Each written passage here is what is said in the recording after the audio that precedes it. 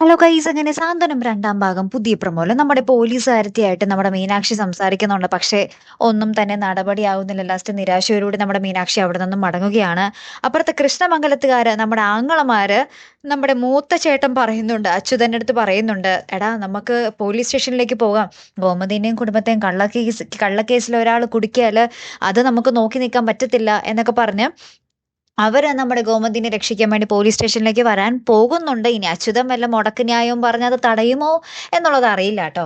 പിന്നീട് നമുക്ക് കാണുവാൻ സാധിക്കുന്നത് നമ്മുടെ എന്താ പറയാ, ശ്രീദേവിയുടെ അമ്മ അച്ഛനോട് പറയുന്നുണ്ട്, ആ പരാതിയിൽ എഴുതിയിരിക്കുന്ന ഒരു കാര്യത്തിന് പോലും മാറ്റം വരുത്താൻ പാടില്ല, മാറ്റം വരുത്തിയാൽ എന്നൊക്കെ പറഞ്ഞ് നമ്മുടെ അച്ഛനെയും മോളെയും ഭീഷണിപ്പെടുത്തുന്നുണ്ടേ.